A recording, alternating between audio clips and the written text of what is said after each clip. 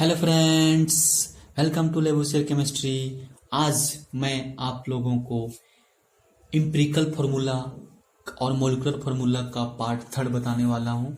उसका numerical problem कैसे बनता है। पार्ट वन में मैंने आप लोगों को उसको डिफिनेशन बताया था। पार्ट टू में मैंने आप लोगों को उसके बीच रिलेशनशिप यानी इम्पिरिकल और मॉलिक्यूलर फार्मूला के बीच रिलेशनशिप क्या था उसके बारे में मैंने बताया था। और पार्ट नंबर थर्ड जो है आज मैं उस पर न्यूमेरिकल का प्रॉब्लम जो होता है किस प्रकार से सॉल्व करेंगे, जो एग्जामिनेशन में पूछा जाता है उसको मैं बताऊंगा। तो वीडियो को बिल्कुल ही स्किप ना करें। साथ ही साथ भी आप लोग चैनल पर नए हैं तो सब्सक्राइब कर ले, लाइक कर दे और जरूरतमंद विद्यार्थियों तक शेयर भी कर दे। चलते हैं आज के टॉपिक की ओर। इम्पिरिकल फार्मूला और मॉलिक्यूलर फार्मूला का जो न्यूमेरिकल प्रॉब्लम होता है उसको सॉल्व करेंगे। साथ ही साथ बढ़िया तरीके से कॉन्सेप्ट भी समझने की कोशिश करेंगे। ठीक है, तो चलते हैं, बढ़ते हैं कॉन्सेप्ट की ओर। तो भाई पहला फार्मूला आप लोग को, पहला कॉन्सेप्ट जो मैं लेता हूँ, मतलब पहला न्यूमेरिकल जो लेता हूँ, मैं समझाने की कोशिश करता हूँ, समझने की कोशिश कीजिएगा। आप लोग को ये बेसिक कॉन्सेप्ट है, आप लोग को समझना बहुत जरूरी है क्योंकि इस टाइप का क्वेश्चन आप लोग एग्जाम में बनता है। ठीक है, तो मैं आप लोग को पहला लेता हूँ क्वेश्चन। तो जैसे कभी एग्जाम में वैसा पूछ देता है आप लोगों को कि जैसे क्वेश्चन दिया इस तरह से, देखिए मतलब एक कार्बन है, ये मैं ऐसे ही बता रहा हूँ ताकि आप लोग को बढ़िया समझे। कार्बन लिया 40%, ठीक है। हाइड्रोजन लिया इसमें 6.7%, ठीक। उसको ऑक्सीजन लिया इसमें 53.3%, ठीक। और इसका जो मोलिकुलर मास है इसका दिया गया है। इसका मोलिकुलर मास कितना दिख रहा है ना आप लोग को भाई, जरूर दिखेगा, ठीक है। इसका मोलिकुलर मास यहाँ पे दे दिया है। मोलिकुलर मास कितना दिया है, 60 दिया हुआ। तो फाइंड बोल रहा है, find molecular formula, find molecular formula, ठीक है। ऐसा कुछ बोला है, मतलब मॉलिक्यूलर मास आपको दे दिया है, फाइंड करने के लिए बोल रहा है मॉलिक्यूलर फार्मूला। तो आपको यहाँ सबसे पहले क्या करना पड़ेगा, आप लोगों को इम्पिरिकल फार्मूला निकालना पड़ेगा। तो इम्पिरिकल फार्मूला निकालने के लिए कंडीशन जो इसमें अप्लाई होगा उसको आप इस तरह से निकालना। सबसे पहले हम लोग कॉमन कॉलम बनाएंगे आप, ठीक है। कॉलम समझो किसी तरह कॉलम को एग्जाम में भी लिखना है आप लोग को। यहाँ पे हम लोग एलिमेंट लिखेंगे, जो एलिमेंट्स में पार्टिसिपेट कर रहा है उसमें हम लोग यहाँ लिखेंगे परसेंटेज, मतलब क्या लिखेंगे, परसेंटेज जो कंपोजिशन में भाग ले रहे हैं उसको लिखूंगा मैं, कंपोजिशन, ठीक। इसको मैंने लिख दिया। उसके बाद हम लोग क्या लिखेंगे यहाँ पे, उसको लिखेंगे एटॉमिक वेट जो दिया रहेगा इसका, उसको लिखूंगा। दिया नहीं रहेगा मतलब एटॉमिक वेट तो सबका जानना चाहिए आप लोग को। उसके बाद लिखेंगे यहाँ पे हम लोग क्या, मोल्स ऑफ एटम लिख सकते हैं आप लोग यहाँ पे, मोल्स ऑफ एटम, हाँ तो उसका रेशियो भी बोल सकते हैं आप लोग यहाँ पे, ठीक है। और लास्ट में लिखेंगे simplest whole number ratio, simplest whole number, मतलब सिंपलेस्ट होल नंबर ले लीजिए, ठीक है। उसका रेशियो आएगा उसको लेंगे। देखिए यहाँ से इसी तरह आप लोग एग्जाम बनाना चाहिए इसको, ठीक है। मैंने सबसे पहले क्या एलिमेंट, एलिमेंट में कौन क्या क्या लिया है, सबसे पहले कार्बन को भी ले लेता हूँ। कार्बन लिया है, हाइड्रोजन है, ऑक्सीजन है, तीनों को यहाँ पे मैं पुट कर देता हूँ। इसमें जो परसेंटेज कॉम्पोजिशन कितना बोला है, इसका 40% बोला है, इसका कितना बोला है 6.7% ना, इसका कितना बोला है 53.3%, ठीक है। ऐसा कुछ बोला है, ठीक। परसेंटेज मैंने ले लिया। अब बोल रहा है इसका एटॉमिक वेट, कार्बन कितना होता है 12, इसका कितना था 1, इसका कितना था 16। अब क्या करूंगा, अगर मोल्स ऑफ एटम आपको निकालने के लिए बोल दिया जाए तो आप लोग मोल्स ऑफ एटम जानते कि मोल्स कैसे निकालते थे। तो हम लोग क्या करते थे, जो उसका मास दिया रहता था, दिया जाता था, उसमें हम लोग क्या करते हैं एटॉमिक वेट से डिवाइड कर देते थे, तो मोल्स ऑफ एटम आने। इसमें भी हम लोग क्या करेंगे, इसे देखिए, मतलब मास दे दिया जाएगा और उसमें क्या करेंगे हम लोग एटॉमिक वेट से डिवाइड कर देंगे। ऐसा कुछ बताया गया था, ठीक है। मास बाई एटॉमिक वेट, ठीक है। इतना जानते हैं, मतलब मोल्स ऑफ एटम कैसे निकाला था मैंने डिटेल प्रूफ समझा है आप लोग को, ठीक है। तो यहाँ पे हम लोग क्या करेंगे, 40 को 12 में डिवाइड करेंगे, कितना आ जाएगा, कितना देखिए, तो 12 3 36 3.3 कुछ आएगा, ठीक है। इसको 6.7 पर डिवाइड करेंगे, इसी तरह 1 से कितना आएगा 6.7 ही आएगा ना। उसको इसको डिवाइड करेंगे 53.3 को डिवाइड करूंगा कितना 16 से, कितना जाएगा देखिए, तो ये जाएगा 3.3%, 3.3 ले लेता हूँ, ठीक है। अब इसका जो रेशियो निकालने के लिए बारी आ जाएगा कि इसमें सिंपलेस्ट होल नंबर रेशियो क्या होता है। तो इसमें सबसे छोटा जो है, सबसे छोटा कौन, इसमें 3.3, उसको सब में डिवाइड करते जाइएगा। तो 3.3 को डिवाइड करेंगे 3.3 से, कितना आएगा 1।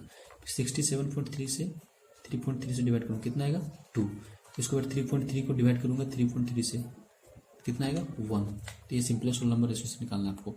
सबसे पहले मैंने क्या किया, एलिमेंट लिखा, उसका परसेंटेज कॉम्पोजिशन उसको लिखा, फिर एटॉमिक वेट तो सबको आना चाहिए, सबको आता है, कार्बन हाइड्रोजन क्या होता है उसको मैंने लिख दिया। उसके बाद नंबर मोल्स ऑफ एटम निकालने के लिए मैं क्या किया, जितना सारा उसको एक गिवन मास जो दिया था उसमें मैंने एटॉमिक मास से डिवाइड कर दी, तो इनको ये आ गया। उसके बाद सिंपलेस्ट होल नंबर रेशियो यदि निकालने के लिए बोल दे तो उसमें क्या करना आपको, सबसे छोटा जो है सबसे छोटा उसको लेना है और सबको बारी बारी से तीनों में डिवाइड करते जाना, जो आएगा उसको लिखते जाना, तो सिंपलेस्ट होल नंबर रेशियो। तो यहाँ से जो आपको इंपेरिकल वेट जो निकला, इंपेरिकल फॉर्मूला जो निकला वो क्या हो जाएगा, इंपेरिकल फॉर्मूला क्या हो जाएगा अपने यहाँ से। तो देखिए मैंने पहले लिया कार्बन को, मैंने C1H2O1, तो मेरा जो इंपेरिकल फॉर्मूला निकला यहाँ से। अब जब आपके पास इंपेरिकल फॉर्मूला निकल गया तो आपके पास इंपेरिकल फॉर्मूला जब आ गया तो आपके यहाँ से बहुत सारा रास्ता निकल गया, ठीक है। इंपेरिकल फॉर्मूला हमको मिल गया। अब यहाँ से जब इंपेरिकल फॉर्मूला हमको मिल गया, अब मैं क्या करता हूँ यहाँ से इंपेरिकल वेट को भी निकाल लेता हूँ ताकि आसानी से निकल जाए। क्योंकि देखिए हम लोग जानते हैं मोलिकुलर फॉर्मूला जब निकालेंगे हम लोग यहाँ से मोलिकुलर फॉर्मूला, तो क्या करेंगे, n इंटू इंपेरिकल फॉर्मूला होता है, ठीक है। लेकिन हमको यहाँ पे n पता ही नहीं है, हमको यहाँ पे n पता ही नहीं, इसलिए मैं क्या करूंगा यहाँ पे n का मान निकालूंगा। तो n का मान निकालने के लिए क्या करूंगा, यहाँ पे पहले मैं पुट करूंगा मतलब मोलिकुलर मास से। तो हम लोग जानते हैं कि मोलिकुलर वेट बोला तो मास एक ही होता है, बराबर होता है n into empirical weight, n into empirical weight. तो यहाँ से मोलिकुलर वेट कितना दिया हुआ 60। आप यहाँ पे n इंटू इंपेरिकल वेट निकाल दीजिए, जिसका कितना हो जाएगा, इंपेरिकल वेट निकाल दीजिए कहीं से रफ करके, CH2O कितना हो जाएगा, 12 हो जाएगा। ये दिख रहा है नहीं, दिखेगा, ठीक है। 2 ये हो जाएगा 2 + 16, जोड़ दिए इसको, 4 2 6 4 10 हो जाएगा ना, 10 और ये कितना देखिए 6 2 8 2 10, 10 के 0 लिख दिया मैंने, और कितना हो गया 1 1 2 2 1 3, ठीक है। तो यहाँ से डिवाइड कर दिया 3 बार में 2 हो गया, तो यहाँ से हमको n बराबर 2 मिल गया, ठीक है। मतलब नंबर जो n हमको निकालना तो n मिल गया। अब हमको जब n मिल गया तो यहाँ पर फॉर्मूला पर इसको डिवाइड बैठा दूंगा, यहाँ से निकाला मोलिकुलर फॉर्मूला जो लिखा था मैंने यहाँ पर लिख दूंगा, ठीक है। क्या लिखूंगा, मोलिकुलर फॉर्मूला बराबर n into empirical formula, n into C1H2O1। तो हमको यहाँ आपको मिल गया कितना है 2, और C1H2 से इसको गुणा कर दूंगा तो कितना हो जाएगा C2H4O2। देखिए यहाँ से हमको इंपेरिकल फॉर्मूला आसानी तरीके से निकल गया कि इंपेरिकल फॉर्मूला इसका क्या होगा, सॉरी मोलिकुलर फॉर्मूला। तो मैंने मोलिकुलर फॉर्मूला यहाँ से निकाल लिया। इसी तरह आपको एग्जाम में इस टाइप क्वेश्चन अगर पूछता है इंपेरिकल फॉर्मूला से मोलिकुलर फॉर्मूला निकालने के किसके केस में, परसेंटेज के केस में, तो आपको कॉलम बना के सॉल्व करना है, ठीक है। अब मैं क्वेश्चन और लेता हूँ जो एनसीईआरटी क्वेश्चन है उसको जरूर से बढ़िया से समझिए और ध्यान से देखिए, ठीक है। देखिए क्वेश्चन एनसीईआरटी से लिया गया, ए compound contains 4.04% hydrogen, 22.27% carbon and 71.65% chlorine. Its molecular mass is 98.96. What are its empirical and molecular formula? यहाँ पे आप लोगों को परसेंटेज में दिया है इसका मास, आप लोगों को यहाँ से निकालना है इंपेरिकल और मोलिकुलर फॉर्मूला।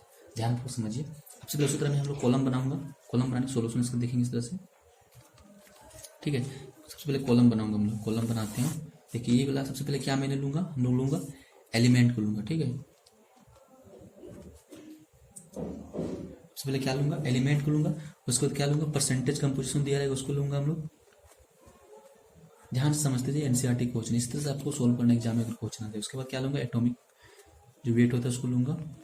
उसके बाद क्या लूंगा हम लोग, उसके बाद मोल्स ऑफ एटम्स लूंगा, मोल्स ऑफ एटम। उसके बाद क्या लूंगा, simplest whole number, simplest whole number, ठीक है, इसको लूंगा। चलिए देखते हैं। अब जो जो दिया उसको मैं इनपुट कर देता हूँ। यहाँ पे क्या चीज दिया हुआ आप लोग को, किसका किसका लेना है, तो आप लोग सबसे पहले कार्बन के लूंगे। हाइड्रोजन सोल्व मतलब हाइड्रोजन से स्टार्ट नहीं कीजिएगा, कार्बन, कार्बन से कंपाउंड ऑर्गेनिक कंपाउंड बनेगा। कार्बन ले लिया, उसके बाद क्या दिया हाइड्रोजन, उसके बाद क्या दिया क्लोरीन दिया, सबको मैंने ले लिया।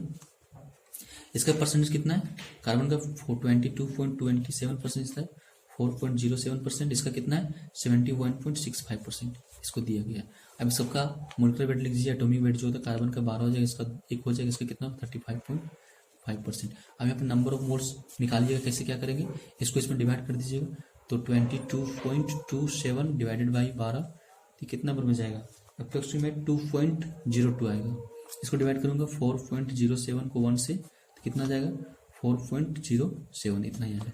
71.65 को डिवाइड करेंगे 35.5 से, कितना नंबर हो जाएगा ये, तो आपका ये भी जाएगा अप्रोक्सीमेट में 2.02%, इतना आ गया आप लोग को। सब डिवाइड कीजिए, कितना ही आएगा। ठीक है, अब देखिए हम क्या बोले थे, उसको सिंपलेस्ट होल नंबर निकालने के लिए क्या करना पड़ेगा आप लोग को, जितना सारा दिया हुआ इसमें जो हम लोग निकाले हैं उसमें जो सिंपलेस्ट सबसे छोटा है उसको लेना है और सबको बारी बारी डिवाइड कर देना। तो छोटा सबसे कौन है, यही है। 2.02 से इसको डिवाइड करूंगा, 2.02 से कितना आएगा, 1 आया।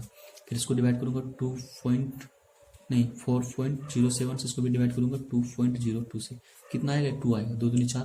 ठीक है, उसको 2.02 से डिवाइड करूंगा 2.02 से, इसमें कितना आएगा, 1 आएगा।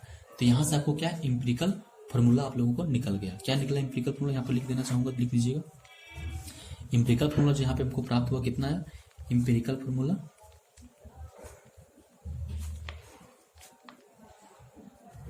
कितना है, इंपेरिकल फॉर्मूला कितना है आपका, क्या लिया था मैंने, C1H2ON, वो नहीं Cl था ना, Cl को लेंगे, Cl1 यानी C1H2Cl1। तो आप लोग का इंपेरिकल फॉर्मूला जो आया यहाँ से क्या आया, C1H2Cl1, ये आया आपको। ठीक है, तो इंपेरिकल फॉर्मूला यहाँ से निकल गया। अब मैं क्या करूंगा, आगे वाला जो प्रोसेस मैंने समझाया उसी को फिर आगे में लेके बढ़ूंगा। ठीक है, अब हम लोग को इंपेरिकल फॉर्मूला तो मत मिल गया। हम लोग क्या जानते हैं कि जो मोलिकुलर फॉर्मूला होता है एन इंटू इंपेरिकल फॉर्मूला होता है, क्या होता है, मोलिकुलर फॉर्मूला लोग जानते हैं। ठीक, मोलिकुलर फॉर्मूला बराबर होता है एन इंटू इंपेरिकल फॉर्मूला। ठीक है, इंपेरिकल फॉर्मूला, ठीक, इतना तो लोग जानते हैं। अब देखिए यहाँ पर हमको एन पता नहीं, मोलिकुलर फॉर्मूला तो निकल जाएगा, इंपेरिकल फॉर्मूला हमको पता है लेकिन एन हमको नहीं पता। तो एन निकाले तो हम लोग क्या करेंगे, एन निकालना डायरेक्ट भागा दीजिए, इस तरह से हम लोग कर सकते हैं। क्या होता है एन बराबर, तो हम लिख सकते हैं molecular weight by empirical weight. अब बोलिएगा सर ये वाला कहाँ से आया, देखिए मैंने इसमें कुछ किया नहीं, हम लोग जानते थे ना कि मोलिकुलर वेट बराबर होता है एन इंटू इंपेरिकल फॉर्मूला, ऐसा लिखा था ना कि मोलिकुलर वेट बराबर होता है एन इंटू इंपेरिकल वेट। हम लोग पढ़े थे कि नहीं पढ़े थे, ऐसा कुछ पढ़े थे, मोलिकुलर वेट इंपेरिकल वेट। हम लोग ऐसा किया, क्या किया मैंने, एन को इधर लाया और मोलिकुलर वेट में मैंने क्या किया, इंपेरिकल वेट को डिवाइड कर दिया। तो वही तो मैंने किया। ठीक है, तो यहाँ से मैंने इसको लाया, इस तरह से एग्जाम हॉल में सोल्व कर दिए, जल्दीबाजी में, मतलब जल्दी आंसर निकाला। ठीक है, तो यहाँ से हमको ये प्राप्त हो गया। अब हम क्या करेंगे, देखिए एन इंटू मोलिकुलर वेट में एन बराबर molecular weight by empirical weight. तो हम लोग को एन प्राप्त नहीं, एन निकालने में क्या कर रहा हूँ, तो हम लोग क्वेश्चन में पढ़े थे, उसमें जो से मोलिकुलर वेट हम लोग को दिया था, कितना दिया था, 98.96। अब हमको इंपेरिकल वेट यहाँ से निकालेंगे, तो इंपेरिकल वेट किसका निकालिए, C1H2Cl, इसको निकालेंगे। तो देखिए इसका कितना हो जाएगा 12, इसका कितना हो जाएगा 2, इसका कितना हो जाएगा 35.5, जोड़ दीजिए, 12 2 2 4 4 ये 9, और ये कितना हो जाएगा 3 और 1 4, 49.5 इतना, यानी 49.5 से इसको डिवाइड कर देंगे। डिवाइड करने पर कितना देखिए अप्रोक्सीमेट में कितना जाएगा 2, तो एन बराबर हमको 2 यहाँ से प्राप्त हो गया।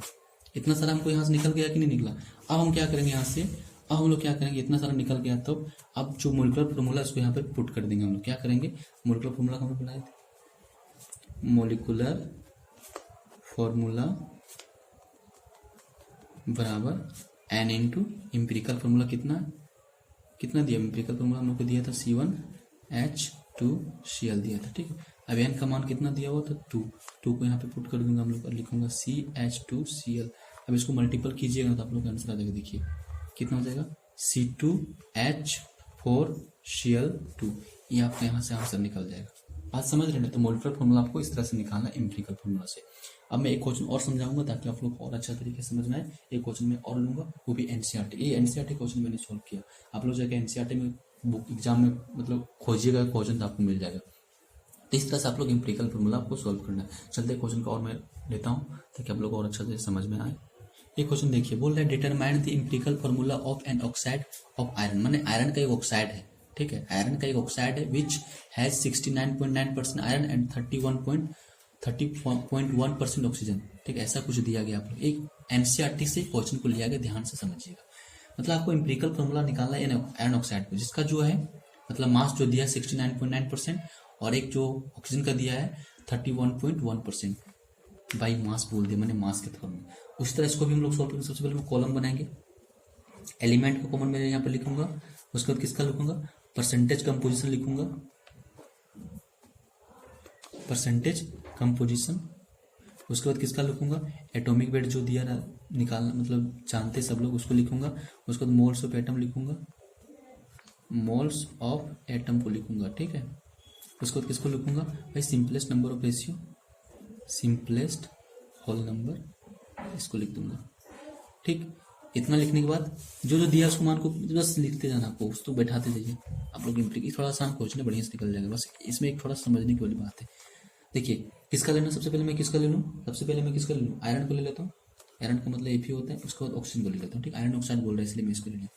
आयरन कितना दिया 69.9%, ऑक्सीजन कितना दिया 31.1%। ठीक है, अब देखिए इसमें एटॉमिक मास कितना होता है, आयरन का एटॉमिक मास कितना होता है 56 होता है, याद कर लीजिएगा। ठीक है, इसका कितना होता है, ऑक्सीजन का कितना होता है 16 होता है। इसको डिवाइड करते जाइए, 69.9/56 डिवाइड करने पर कितना आएगा 1.25 कुछ आएगा ऐसा। ठीक है, इसके बाद इसको डिवाइड कीजिए, कितना आ जाएगा 31.1, फिर इसको डिवाइड कीजिए कितना 16 एकम 16 और कितना 1.88 आएगा। देखिए अब इस टाइप का क्वेश्चन आपके पास आ गया। अब हम क्या करेंगे, इसमें जो छोटा है उसको सॉल्व चूज करेंगे। तो छोटा कौन है 1.2 पर, और 1.25 से डिवाइड करेंगे तो 1.25 को डिवाइड करेंगे कितना आएगा 1 आ गया। अब इसको जब डिवाइड करेंगे 1.88 से 1.25 से, तो यहाँ पे क्या आ रहा है आपका पॉइंट में आ जा रहा है, कितना आ जा रहा है 1.50 आ जा रहा है। देखिए क्वेश्चन को इस तरह मैंने सॉल्व किया। अब देखिए यहाँ पे क्या आया 1.5 आ रहा है, वहां पे 1 आ गया। अब क्या मैंने बोला था, सिंपलेस्ट होल नंबर रेशियो जो होता है वो हमेशा किस में होता है 1, 2, 3, 4, 5 के केस में होता है, ना कि फ्रैक्शन के केस में होता है, ना कि पॉइंट के केस में होता है। तो इस कंडीशन में जब भी आपको आता है तो आपको क्या करना है, इसको आप जो है फ्रैक्शन से हटा करके, जैसे यहाँ पे मेरे पास है 1 आया और 1.5 आया, तो इसको फ्रैक्शन से हटाना है। तो इसको फ्रैक्शन से हटाने के लिए क्या करेंगे, अगर मैं यहाँ 2 से गुना कर दूंगा तो ये क्या हो जाएगा फ्रैक्शन से हट जाएगा। ठीक है, अगर इसको गुना कीजिएगा तो इसको भी गुना कीजिएगा। मैंने यहाँ पे क्यों किया इससे गुना, अगर देखिए फ्रैक्शन को हटाने के लिए अगर मैं इसको 2 से गुना करूँ कितना आएगा 30 आएगा। ठीक है, कितना 30 आएगा, कितना अंक के बाद 0, एक अंक के बाद 0, मैंने एक अंक बाद। तो यहाँ पे मेरा एक फ्रैक्शन से क्या बन गया, एक होल नंबर बन गया, मैंने 1, 2, 3 के फॉर्म में बन गया, इसलिए मैंने यहाँ से 2 से गुना किया। अब यहाँ पे मैंने 2 से गुना किया तो ऊपर में 2 से गुना करना पड़ेगा, तो यहाँ पे कितना आ जाएगा 2 आएगा। बात समझ रहे हैं, तो इस पॉइंट को थोड़ा समझ के रखिए। इस टाइप का क्वेश्चन जब भी आता है और यदि आपके पास फ्रैक्शन में आ जाता है तो उसको फ्रैक्शन से आपको क्या करना है, होल नंबर में बनाना, यानी 1, 2, 3, 4 के केस में बनाना है। ऐसे बनाइएगा तो क्या होगा कि आपका जो, क्योंकि हमने बताया ना कि जो इसका सिंपलेस्ट होल नंबर फॉर्म में रहना चाहिए, ऐसा नहीं कि फ्रैक्शन में रहना। फ्रैक्शन का मतलब क्या हो जाएगा, जैसे 1.25 डेसिमल, जैसे इसका फ्रैक्शन का मतलब क्या आता है, जैसे 1/2 ये फ्रैक्शन में आएगा, तो यही वो बोल रहा है कि फ्रैक्शन में नहीं आना चाहिए। ठीक है, तो अब यहाँ समझ में आ गया। अब इसका इंपेरिकल फॉर्मूला हम लोग लिख देंगे, इंपेरिकल फॉर्मूला इसका लिख दूंगा मैं। इंपेरिकल फॉर्मूला क्या हो जाएगा इसका, देखिए क्या पहले मैंने Fe को लिया था, मैंने Fe को कितना है 2 और O कितना है O3, फेरिक ऑक्साइड इसका बोला जाता है। देखिए Fe3 ऊपर निकल गया, Fe2O3, तो यहाँ से हम लोग इंपेरिकल फॉर्मूला इस तरह से निकाल लेंगे। अब मैं एक क्वेश्चन और बढ़ता हूँ ताकि आप लोगों को और बढ़िया समझ में, वो जो है आप लोग का वहाँ पर इंपेरिकल फॉर्मूला निकालने की जरूरत नहीं, वहाँ पे आप लोग को वेपर डेंसिटी निकालना है, क्योंकि एग्जाम जब आप क्वेश्चन को सॉल्व कीजिएगा कोई बुक लेकर तो वहाँ वेपर डेंसिटी के फॉर्म में क्वेश्चन को दिया रहेगा। वेपर डेंसिटी से आपको इंपेरिकल फॉर्मूला और मॉलिक्यूलर फॉर्मूला कैसे याद करना, उस क्वेश्चन को हम लोग सॉल्व करने की कोशिश करेंगे। ठीक है, और समझेंगे। हाँ, तो क्वेश्चन को देखिए, बोल रहा है ए कंपाउंड हैज वेपर डेंसिटी 45, ठीक है, and empirical formula CHO2, find molecular formula. इस टाइप का क्वेश्चन जो मैं बता रहा हूँ, आप जब किताब में क्वेश्चन को सॉल्व कीजिएगा तो इस टाइप का फॉर्मूला आप लोग को अप्लाई तो यूज करने की जरूरत पड़ेगा। इसलिए मैं इस चीज को आप लोग के पास, मतलब इस चीज को मैं आप लोग को बता रहा हूँ, समझिए इस चीज को। जैसे यहाँ पे दिया आप लोग को एक कंपाउंड हैज वेपर डेंसिटी, मैंने वेपर डेंसिटी आपको पता है। ठीक है, वेपर डेंसिटी हम इसको लिख देते हैं VP, और लिख ही देता हूँ, वेपर डेंसिटी हमको पता है। ठीक है, कितना दिया वो 45। तो इस केस में यदि आपको आता है तो हम लोग एक रिलेशनशिप पढ़े होंगे आप लोग, मोलिकुलर, ठीक है, मोलिकुलर वेट जो होता है ना वो 2 इंटू वेपर डेंसिटी के फॉर्म में होता है। वेपर डेंसिटी इसके बराबर होता है, मतलब मोलिकुलर वेट जो होता है 2 इंटू वेपर डेंसिटी के फॉर्म में होता है। तो यहाँ से मोलिकुलर वेट निकल जाएगा आपको। ठीक है, तो हम क्या करेंगे, यहाँ से हमको वेपर डेंसिटी पता है। ठीक है, मोलिकुलर वेट निकाल सकते हैं कि नहीं निकाल सकते, क्योंकि हमको वेपर डेंसिटी पता है 2 इंटू 45। तो यहाँ से क्या निकल गया मेरे को 90 ग्राम मोलिकुलर वेट आपको निकल गया, मोलिकुलर वेट आपको यहाँ से प्राप्त हो गया। ठीक है, ये निकल गया। अब मोलिकुलर वेट जब निकल गया तो हमको क्या निकालने के लिए बोल रहा है, इंपेरिकल फॉर्मूला। अब बहुत आसानी तरीके से निकल जाए, क्योंकि मोलिकुलर वेट से हम लोग क्या निकालेंगे, यहाँ से हमको n निकाल लेंगे। तो हम लोग जानते हैं कि मैंने अभी सोल्व कराया, एन बराबर अगर निकालेंगे, क्योंकि एन हमको जरूरत पड़ेगा, क्योंकि एन क्यों जरूरत पड़ेगा, क्योंकि हम लोग जानते हैं कि देखिए बस मोलिकुलर फॉर्मूला बराबर होता है एन इंटू इम्पेरिकल फॉर्मूला। ये होता है, इसलिए हम लोग यहाँ से क्या निकालेंगे, एन को निकालेंगे, इम्पेरिकल फॉर्मूला ये होता है। तो यहाँ से हम लोग एन निकालेंगे। अभी मैंने बताया ना कि एन बराबर कैसे निकालेंगे, तो मोलिकुलर वेट में डिवाइड कर देंगे किसको, इम्पेरिकल वेट को। देखिए यहाँ पे मैंने क्या करूँगा, molecular weight by empirical weight, ठीक। अब देखिए यहाँ से मोलिकुलर वेट कितना 90 दिया, इम्पेरिकल वेट निकाल लीजिए किसका, CHO के इम्पेरिकल वेट कहीं रफ में निकाल लीजिए। रफ कहाँ पे करूँ, अभी जगह बचा हुआ क्या, आप लोग बता दीजिए। यहाँ पे कुछ बचा हुआ क्या, कहाँ पे बताए, यहाँ पे कर देता हूँ, ठीक है। CHO2 नहीं दिख रहा है ना, दिखेगा देखिए यहाँ पे क्या करेंगे हम लोग, 12 लिखेंगे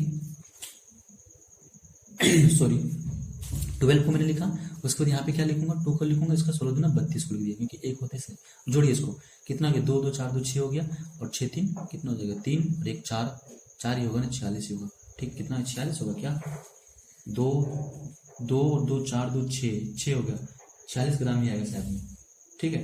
तो यहाँ से हम लोग क्या निकाले, यहाँ से हम लोग इम्पेरिकल वेट को निकाल दिया, ठीक है, ठीक है। 46 ग्राम ही आएगा या नहीं आएगा, देखिए फिर से ये 12 आ गया, कितना हो गया 80, ओ सॉरी यहाँ पे 1 आएगा ना, क्योंकि कार्बन हाइड्रोजन एक होता है ना, तो 45 आएगा। भाई सोच रहा हूँ आंसर इसका नहीं आने का कंडीशन में दिख रहा था मुझे, ठीक है। तो 45 ग्राम आपको यहाँ से निकल गया, क्या निकल गया, इसका जो मोलिकुलर वेट निकलेगा, इम्पेरिकल वेट कितना आ गया 45। तो मैं क्या करता हूँ, कहाँ पे निकाल रहा था मैंने, यहाँ पे 45 को डिवाइड कर दूंगा, तो यहाँ पे कितना एन बराबर कितना मेरे को 2 प्राप्त हो गया। अब जो 2 प्राप्त हो इसको मैं यहाँ पे पुट कर दूंगा, मोलिकुलर वेट निकल जाएगा। एन इंटू इम्पेरिकल वेट कितना प्राप्त हमको, CHO2 कितना हो जाएगा, C2 सॉरी यहाँ पे पुट कर दीजिए 2 को, C2H2O2 नहीं O4 हो जाएगा ना, तो C2H2O4 आपको यहाँ से आंसर आ जाएगा। तो इस तरह से आपको वेपर कंडीशन के फॉर्म में अगर इस तरह क्वेश्चन अगर पूछता है, तो आपको वेपर कंडीशन के फॉर्म में अगर निकालने के लिए बोल दिया जाए, तो आपको इस तरह से एग्जाम में सोल्व करना है। इस प्रकार क्वेश्चन आपको किताब जब आप किताब लीजिएगा, किताब में यदि आप लोग न्यूमेरिकल सॉल्व करने की कोशिश कीजिएगा, तो इस टाइप के क्वेश्चन आपको बनेगा वेपर डेंसिटी के फॉर्म में। तो आप लोग इतना देखिए कि मोलिकुलर वेट बराबर होता है 2 इंटू वेपर डेंसिटी। इस रिलेशन को आप लोग 100% याद कर लीजिएगा, क्योंकि इस पर एग्जाम में क्वेश्चन बनता है।